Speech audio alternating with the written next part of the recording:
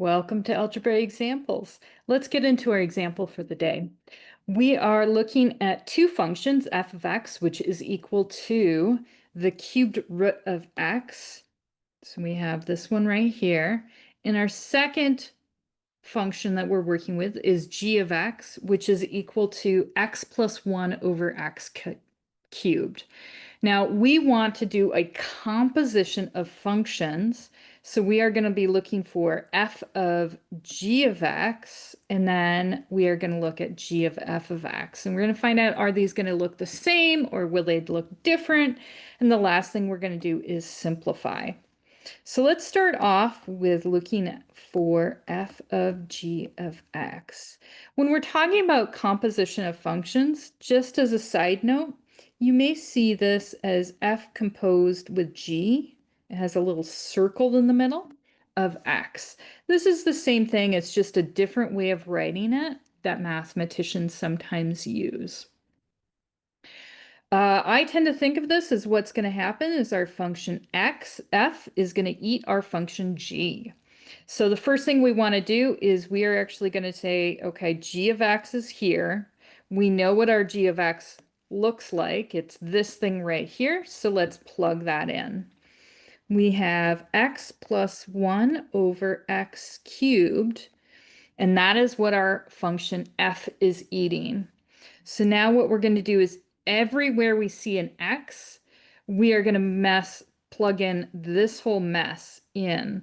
So where we see the x here, this whole thing is going to go inside of that. So luckily, we only have to put that in once. So x plus 1 over x cubed. Now we are asked to simplify this, so let's see if we can simplify this a little bit more.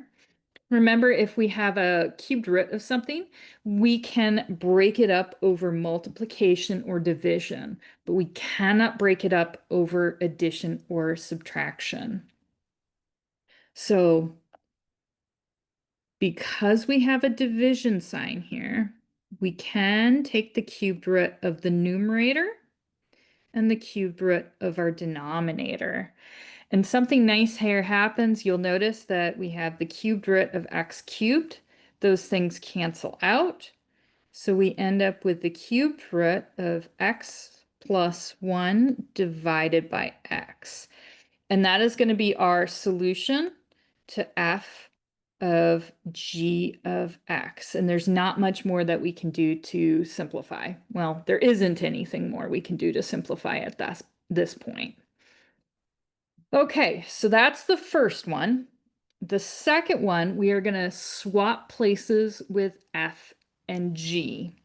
So this time, and I'm going to write this out in the pink first, we are looking at g composed with f of x, right? It's that fancy f little circle at, or g little circle f.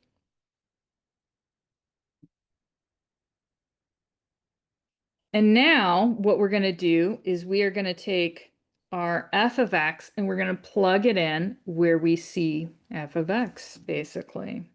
So our g is going to eat that whole mess. If we look back up here, we know that's the cubed root of x.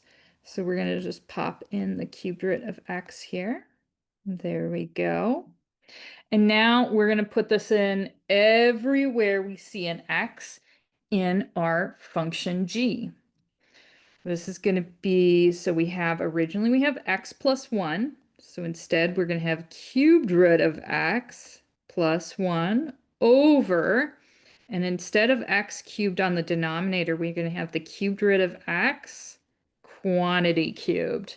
And I put our friendly little parentheses there because sometimes that helps. We do want to simplify this now. Notice in our denominator, again, cubed root and cubed, those are going to cancel each other out. So we get on the numerator, cubed root of x plus 1, and our denominator is a single x. And this is g of f of x. You'll notice that these two are not the same.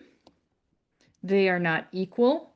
In particular, because of what we're looking at, that numerator right there is going to change. One is the cubed root of x plus 1, and you have to add the 1 before you can take the cubed root. And the other one is the cubed root of x with a plus 1 on the outside. And you cannot distribute that square root or that cubed root sign over the plus ever. So this provides two different solutions depending on the way that we order our functions in a composition. So be careful, they do not always swap nicely. And good luck with this as you're working through composition of functions.